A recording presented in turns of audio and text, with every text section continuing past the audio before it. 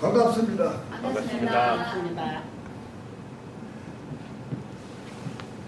제가 젊었을 때는 직장에 브리핑도 나와서 다 제가 하고 이제 이렇게 음성도 좋고 그랬는데 이제 좀 추수할 때가 되니까 여러 개 시원치 않아요. 그러나 그 뒤에 앉아가지고 좋아하네 그러지 말고 할렐루야 이렇게 하면 내가 힘이 납니다. 할렐루야. 네. 우리 시군끼리이기 때문에 내가 말씀을 좀 드리고 싶어서 꼭 오늘 좀 말씀드려야 되겠다 했는데 여기 우리 앉아 계신 분들이 다 여러 군데서 이렇게 다 나와서 거기서 잘하고 거기서 일하고 이렇게 하다 또 여기 와서 이렇게 다 만나게 됐는데 언젠가도 한번 내가 걸어온 길을 말씀드릴 때에 얘기를 했지만은 저는 아주 시골서 나와서 시골서 커가지고 시골서 그걸 다 보고 이제 그렇게 자랐어요. 그래서 제가 태어난 곳은 평안남도 안주 충청강이 흐르는 그 옆에서 태어나서 거기서 자라고 거기서 살다가 이렇게 왔습니다. 우리나라 보면요 각 나라별로 이 지구상에 지질학적으로 다 다르지만은 우리 대한민국은 옛날에 이 지구도 불덩어리였거든. 그래서 다 이렇게 냉각이 돼서 식어서 지구가 되면서 안에도 지금도 이 지구는 지각, 이 땅이 사과로 말하면 사과 껍질만 해. 그 밑에는 전부 영안이야. 그래서 가끔 이 터져가지고 화산이 폭발하고 이렇게 문제가 일어나는 거 있지 않습니까?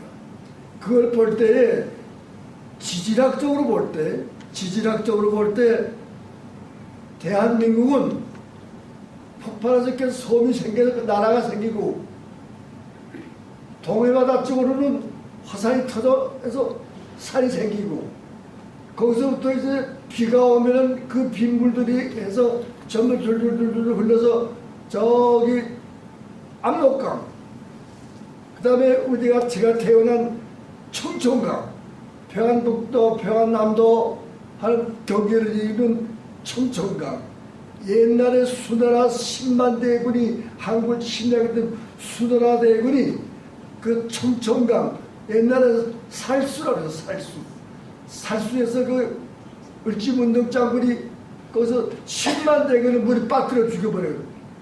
그게 청천강이 됐어요. 청천강. 그 다음에 나와서 평양에 이루고 있는 대동강, 남쪽이 선결이, 북쪽이 평양 본시가지, 대동강이 있고, 그 다음에 하기도 내려서 금강, 낙동강, 이렇게 강이 5대 강이 5개가 있어요. 이 강마다 산에서 비가 오면 그 물이 흘러서 흙을 자꾸 밀어당겨가지고 만들어진 평야. 그 지질학적으로 퇴적평야. 흙이 이렇게 쌓여가지고 이루어진 평야다. 그런 퇴적평야라고 지질학적으로 우리는 그렇게 공부를 했습니다. 그러니까 다른 얘기를 할 거 없고 내가 태어난 청천강으로 인해서 그 퇴적평야 벌판이 생기는데 지난번 말씀드린 것처럼 일개 안주군이 5개 면이야. 면이 5개. 5개 면이 전부 평야야. 끝이 안 보입니다. 그래서 그 옛날 어른들이 그저 한 1000리볼을 해도 좋은데 3000리볼 해도 좋은데 3000리볼 그렇게 크게 입을 되었어요. 대한민국의 나라가 조그마니까 큰 대자를 써가지고 대한민국 무슨 대한민국이야? 소한민국이지. 그렇게 벌판이 3000리볼이 안주 평야가 있습니다. 그래서 우리 고향은 사과가 없어요. 몇십 일 가야만 사과를 키우는 데 있습니다. 그렇게 전부 폐화로 되어 있기 때문에 곡식이 뭐 제일 많이 생산되느냐? 배가 생겨서 거기서 이제 쌀이 나옵니다. 그래서 여러분들 이야기 제가 아니면 이런 얘기 못 들어요. 그 넓은 평야가 되기 때문에 집에서 학교까지 걸어가는데 10일 걸어가야 돼요. 그럼 지구서 이 많이 10일이가 한 10여리도 넘어요. 그 밥 한 그릇 먹으면 첫바가지랑 학교 그 6년 동안 막 다녔어요. 그 지금도 걸음을 잘 걸어요. 그 우리 영감 할머니들이 걷는데 한 20년 걷는데 제가 두 번째로 잘 걸어요. 그 얼마나 이렇게 어렸을 때부터 훈련되어 있습니다. 그래서 전부 배가 커요. 배가. 그래서 지금 가을이 되면 배가 누렇게 익어서 황금바닥이 이렇습니다. 그래서 노래가 있어요. 풍년이 왔네, 풍년이 왔네, 금수강산에 풍년이 왔네. 이 노래를 만들어서 어렸을 때 그걸 많이 들었습니다. 그러면 그 나락을 키워서 추수를 해가지고 벼를 만들어서 쌀을 만들어 우리가 생활할 때 밥을 먹잖아요. 여러분들 아마 얘기 들었을 겁니다만 보지 못했을 거예요.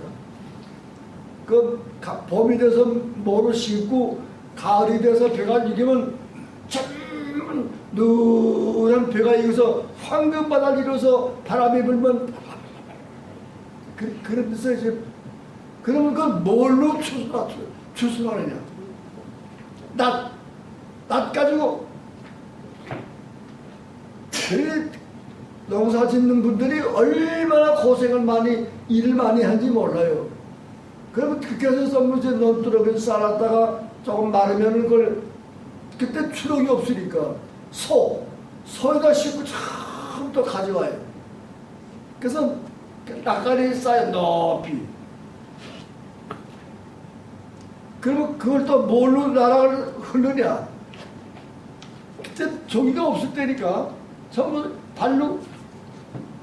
그래서 새벽부터 밤늦게까지 그래가지고 이제 해가지고 또 그걸 말려야 돼요. 말려가지고 이제 그럼 어떻게 또 쌀을 만드느냐? 그때도 전기가 없을 때니까 연자 방앗간에 가서 소가 덜덜덜덜 연자 돌리면 거기서 벼가 내서 쌀을 사가지고 쌀하고 겨하고 어떻게 가르느냐? 바람을 내가지고 겨는 겨대로 바람 쌀은 쌀을 이렇게 해서 겨울에 독에다 싸놓고서 그 밥을 해먹고 그런 일을 해야만 밥을 한 그릇씩 먹고 냈어요. 딴 거 없어요. 시래기 삶아가지고 된장국밖에 없어. 그런 데서 자라났고 그런 것을 보고 걷고 우리의 선조도 우리 조상들이 그렇게 살았어요. 그러면 이와 같이 모를 심고 벼를 키워서 나락을 타작을 이렇게 먹는 그런 모든 곡식뿐만 아니라 뭐 콩, 보리, 뭐 여러 가지 곡식들이 다 있지 않습니까? 이와 같은 곡식들이 이어서 먹는 그것이 우리에게 주는 교훈이 뭐냐? 오늘 제가 말씀드리고자 하는 것이 바로 그겁니다. 그래서 강원도나 이런 데가 산골에 가면은 벼가 없어요. 주는 제일 많이 감자야. 그래서 강원도 사람들 보면 감자바위라고 그러잖아요. 우리 같이 노는 하나교장님이 강원도 춘천 영감이야. 그래서 내가 만나면 감자바위 나왔어. 그러면 이제 모두 한 목사 그거 어떻게 알아? 내가 전쟁할 때 강원도에서 3년 동안 전쟁하면서 감자 많이 먹었다. 그래서 강원도 사람 감자바위라고 이렇게 얘기를 합니다. 그러니까 저는 그 평야지대에서 걷기 때문에 늘 밥을 먹고 자란 사람이 하나고 이러한 곡식들을 볼 때에 가을철이 돼서 곡식을 볼 때 우리에게 주는 교훈이 뭐냐? 그러면 오늘 이 교회에 우리가 이 땅 위에 살아가면서 하나님께서 여러 가지 뽑아서 우리 인간들에게 교훈을 가르칩니다. 벼락을 때려요. 비가 와요. 멍게가 쳐요. 막 화산이 이런 자연의 현상을 볼 때 우리 인간들이 보고 많이 느끼는 것이 많습니다. 그래서 오늘 이 가을을 맞이해가면서 모든 이 수수한 것을 보면서 우리가 느끼는 것이 하나님께서 어떠한 교훈을 우리에게 주느냐, 교회를 다니면서 하나님을 믿는 우리 교인들에게 어떠한 교훈을 가르쳐 주느냐 하는 말씀을 제가 드리기 전에 제가 자라나온 고향 얘기를 한번 했습니다. 또 여기서 평야에서 자라난 분들이 여기 있으면 지만 그랬나? 나도 그랬지. 또 내가 할 말 없어요. 그렇게 아시면서 그래서 변변치 않은 설교지만은 그러한 얘기를 생각하면서 하나님께서 이 가을철을 보면서 우리에게 어떤 교훈을 주느냐. 단풍나무를 보세요. 엊기저기까지 파랗게 팔랑팔랑하게 노랗게 하룻밤 자고 나니까 낙엽이 팍. 그래서 우리 옛날 어른들이 노래를 만드는 인생 일장 춘몽인데 예수를 안 믿고 못 살리로다. 아멘. 인생 일장 춘몽이요. 나도 엊그저께 같은 게 막 벌떡벌떡 잘났다 이제 크게 대머리가 되고 껐덕껐덕 이걸 느껴야 돼요. 아, 내가 여태까지 살면서 뭘 하나님께 뭘 영광을 뭘 했나, 앞으로 어떻게 할 것인가, 이걸 생각하면서 회개하면서 잘 모르는 것은 성경을 보면서 성경 말씀 우리에게 가르쳐줘요. 오늘 아침에 내가 자동차 타고 나오면서 얘기를 했는데 지금 집사람 세상 뜯기가 10년이 됐어요. 아직도 그저 건강하니까 뭐 이력저력 일을 잘하는데 어떻게 바쁜지 몰라. 주일날도 뭐 변변치 않은 목사가 설교 준비한다고 뭐하고 뭐 그냥 바빠. 밥 먹을 시간도 어떻게 바쁘지. 그냥 10번 씹고 5번 씹고 먹어야 돼. 그래서 무슨 얘기를 했느냐. 아, 집사람이 같이 살 때 집사람이 남편을 위해 돕는다고 얼마나 수고를 많이 했나. 없으니까 이렇게 바쁘구나 하는 걸 느끼고 왔어요. 그래서 영감들도 그런 생각을 해야 된다고. 뭐 잘났다고 막 내가 목에 힘주고 그걸 느껴야 돼요. 느껴야 된다. 이런 참고적인 말씀을 드리면서 우리 한 식구들이니까 그래서 하는 말에 뭐 설교 강단에서 뭐 저런 말을 하나 이렇게 생각하지 마시고 하나님께서 모든 걸로서 통해서 우리에게 주는 교훈이 이런 것이 있구나 하는 것을 생각하기 바랍니다.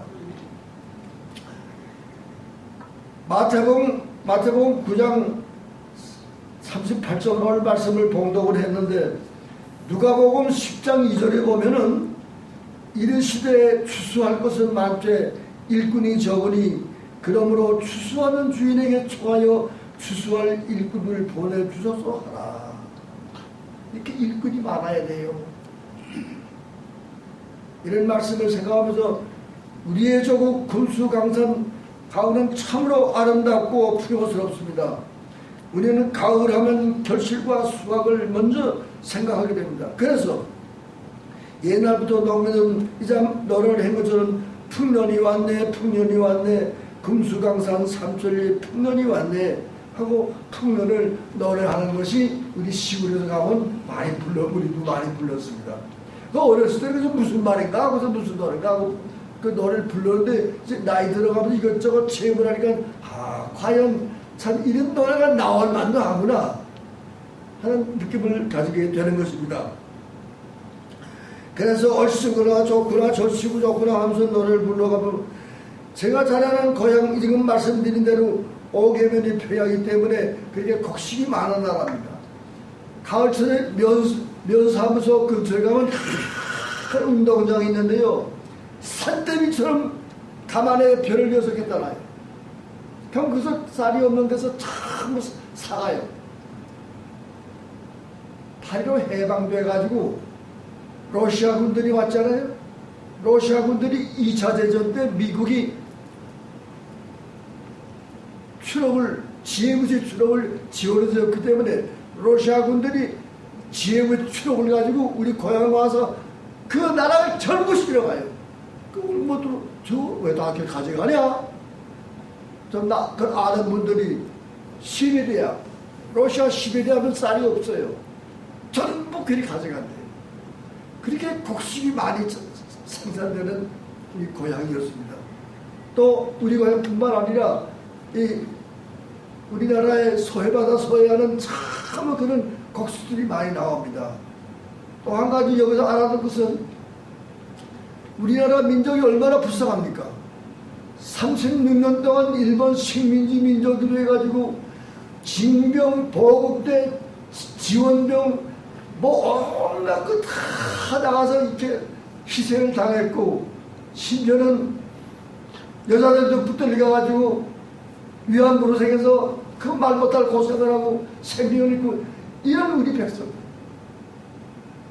우리는 이것을 통해서 참 정신을 차려요. 그러니까 저는 북한에서 나서 거기서 해방 받았고 또 6.25 사변 나가지고 이남에 나왔지만은 이 말씀을 들어서 꼭 한 가지 알아야 될 것은 여러분만 알 것이 아니라 그걸 알고 알게 드려야 돼요. 이 지구상에서 공산주의 경제를 해서 잘된 나라는 하나도 없습니다.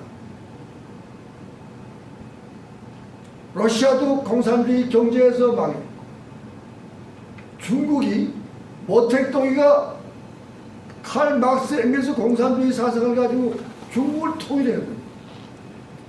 그러나 공산주의 경제를 해가지고 나라가 자꾸 가난해져. 여러분 잘 아시다시피 중국의 등소평이가 불란서에서 공부를 했어요. 근데 등소평이가 모택동 죽고 나서 경제는 중국에서 자본주의 시장 경제를 해야 된다. 내가 중국의 시장 경제 제도를 만들었어요. 그래서 오늘날 중국이 공산주의 나라지만 경제는 시장 경제를 했기 때문에 지금 중국이 경제가 발달하고 잘 살고 있습니다. 이런 것을 우리가 보면서 늘 느끼려야 되는 것입니다.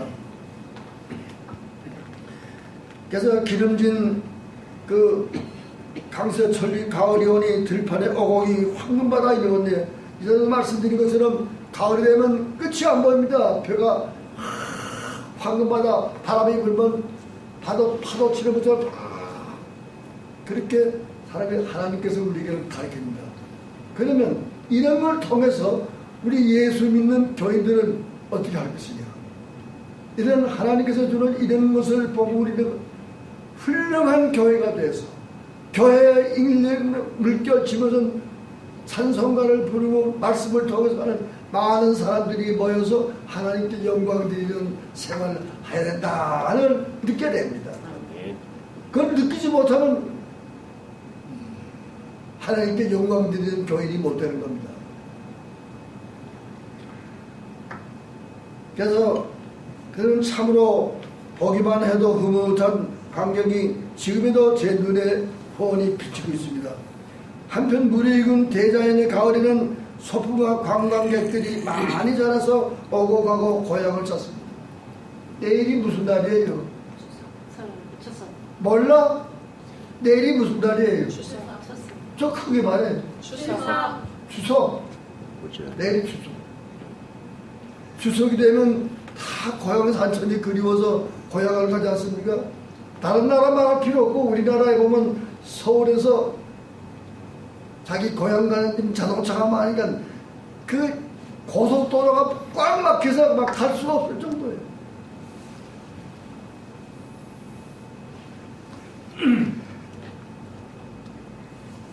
그래서 우리는 대단히 가는 소풍과 가을 만나지 소풍을 많이 가게 되는 것입니다.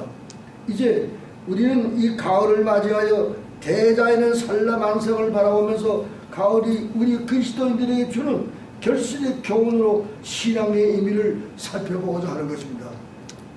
여러분 이와 같은 가을을 통해서 하나님께서 우리에게 무엇을 깨닫게 해주고 무엇을 느끼게 해주느냐 하는 것을 첫째로 가을은 결실하는 계절이다. 모든 것이 결실을 해.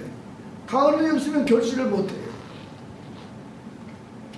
사람들도 어렸을 때부터 많은 공부를 하고 열심히 운동을 하고 해서 몸을 다루고 공부를 해서 이렇게 해서 뭐 됩니까?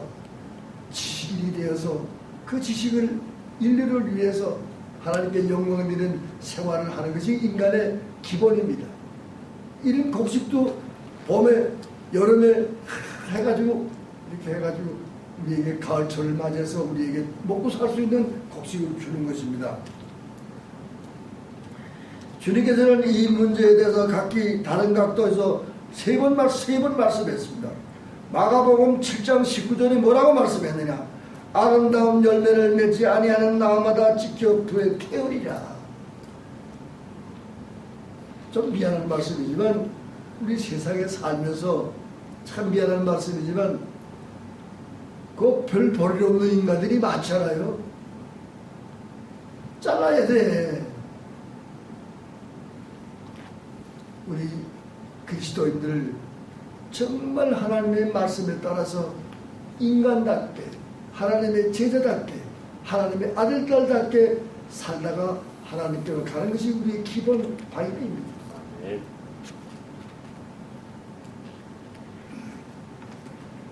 누가복음 13장 6절 9절에 보면 열매 없는 무화과 나무에 대해서 3년을 기다리나 얻지 못하며 주인이 찍어버리라는 명령에 1년만 더 기다려봅시다.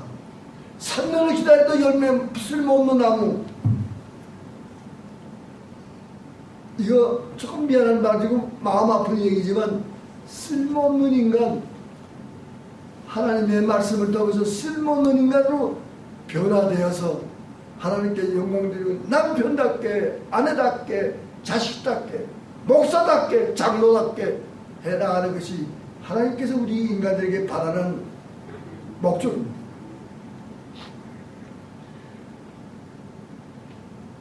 또 마태복음 21장 18절로 22절에 보면 시장하시던 예수님께서 길가에 무성한 무화과 나무가 열매 없는 것을 보시고 저주하시어 무화과 나무가 곧 말라 죽었다. 이렇게 쓸모없는 인간 어렵습니다. 쓸모없는 인간을 비교해서 예수님께서 이렇게 말씀하신 교훈입니다.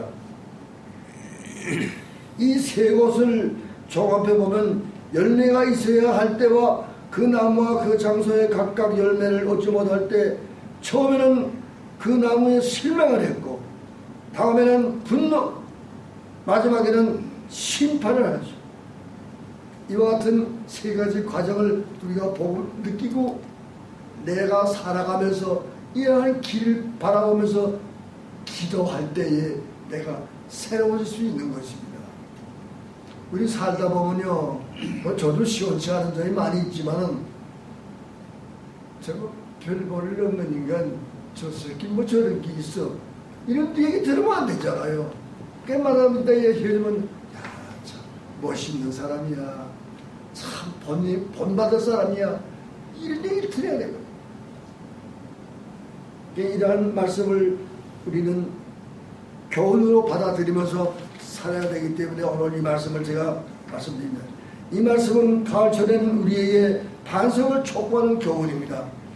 나는 주님의 밭에 가장 주요한 위치에서 많은 사람이 사랑을 받고 있으며 주님의 보살핌도 있지만은 열매 없이 자라만 사자고 남에게 피해를 끼치는 존재가 되어 있지는 않는지 하는 생각을 하면서 회개해야 됩니다. 아침에 일어나서 기도할 때 내가 어저께 큰 뭐 실수를 안 했나? 남에게 피해를 안 끼쳤나? 인간들이 모여서 만나면 기어져 나가면서 내가 뭐 실수를 안 했나? 자, 조심해야지. 하나님께서 가르치는 말씀을 가지고 살 때는 나빠한 인간이 되는 거예요. 사람 저 지금 쓸만해. 자식 저거 있어 말하는 인간 이거 곤란하다고. 또한 참는 마음이 있고 긍휼과 착한 마음이 없는 것은 성령의 열매가 없다는 증거입니다. 주님이 주신 말씀의 열매로서 자신에 대해서는 화평과 기쁨과 인내, 이웃에게는 사랑과 양선, 하나님을 향하는 절제와 온유, 그리고 순종, 충성의 열매를 맺어야 합니다. 우리나라 속담에 말 한마디에 천날 빛을 갖는다는 말이 있죠. 사람들이 많아서 친구끼리 웃사람 많은 사람 많아서 얘기할 때 말 한마디에 싹 해서 한 번씩 그 말을 흘려가지고 그 천날 빛을 갚아야지. 쟤만 잘났다고 목이 힘주고 곤란하고 쓸모없으니까. 이런 말씀을 전한 내 자신도 이 말씀을 통해서 깨달아야 되고, 나는 이 자신도 새로워져야 된다는 각오를 하면서 우리 사랑하는 동지들에게 이런 말씀을 전하게 되는 것입니다. 이 말씀은 자연계에서 자연계의 원리를 이야기할 것입니다. 농사는 겨울철에 재정비를 하며 봄에 씨를 뿌리지 않고 여름에 땀을 흐르지 않고 가꾸지 않으면 가을에 거두어들는 것이, 그렇잖아요? 여름에 땀을 내 농사 짓지 않고 곡식 돌아보지 않는데 거기 밭에 너네 뭐이나 나긴, 이걸 알아야 됩니다. 땀을 흘려야 됩니다.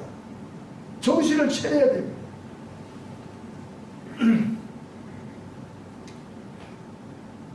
우리 시골속 걷지만요, 농사 짓는 사람들이 해가 져서 캄캄해서 풀이 안 김이 안 보일 때까지 논에서 풀어냅니다.